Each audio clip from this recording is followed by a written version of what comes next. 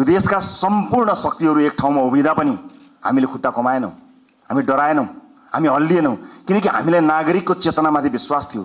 एकपटक चुनाव त आओस् न अनि हामी देखाइदिन्छौँ भनेर हामीले 84 कोरेका थियौँ। आँखामा जुन पट्टी आउँछ अब त्यो पट्टी हामीले खोल्न सक्नुपर्छ, नत्र पुराना राजनीतिक दललाई नेपाली जनताले 34, 35, 36 वर्षमा कुरे, तपाईँ हामीलाई 36 महिना 36 दिन पनि कुर्नेवाला छैनन्। यो कुरा निर्धक्क हुनु होला। गुट बनाएर काङ्ग्रेस एमालेलाई जितिँदैन साथी हो, कुनै गुट बनाउनु पर्दैन। घन्टीका मुनि सबै हटाउन सक्छौँ, घन्टीसँग त्यति धेरै ताकत छ, कहीँ गुट बनाउनु पर्दैन। यहाँ शहीदकी आमा छिन्, ध्यान दिनु होला।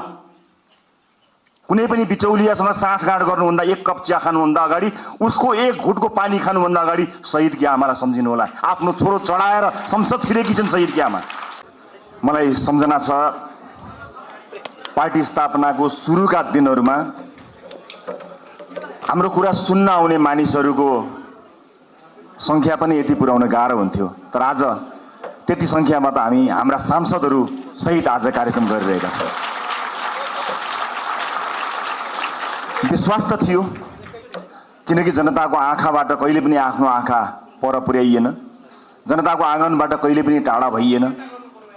आकाशमा जति उडे पनि जमिनमा एउटा खुट्टा जहिले पनि रहिरहन्थ्यो। हामीले जमिन छोडेका थिएनौँ, विश्वास त थियो। तर त्यो विश्वासलाई नेपाली जनताले यति धेरै जिम्मेवारीका साथ पठाउनुहुनेछ भन्ने कुरामा चाहिँ अलिकति कहीँ कतै केही न केही सोचिएको थियो। तर थाहा चाहिँ के थियो भने यो देश परिवर्तन चाहन्छ, मुलुकले परिवर्तन खोजेको छ, र मुलुकले र जनताले परिवर्तन चाहेपछि दुनियाँको कुनै पनि शक्तिले त्यसलाई रोक्न सक्दैन। मात्र सही समूह, सही नेतृत्व मात्र चाहिन्छ। सायद इतिहासको त्यो एउटा बिन्दुमा तपाईँ हामी आइपुगेका छौँ। आज म धेरै केही भन्नुभन्दा पनि तपाईँहरूलाई एउटा जिम्मेवारी महसुस गराउनको निमित्त यहाँ खडा भएको छु, गर्वका साथ खडा भएको छु। गर्वका साथ हामी भन्न सक्दछौँ कि हो, नेपाली जनताले हामीमाथि इतिहासमा कसैलाई नगरेको विश्वास गरेका छन्। यस मानेमा रासुपा परिवारको अभिभावक हुनुमा मलाई गर्व छ।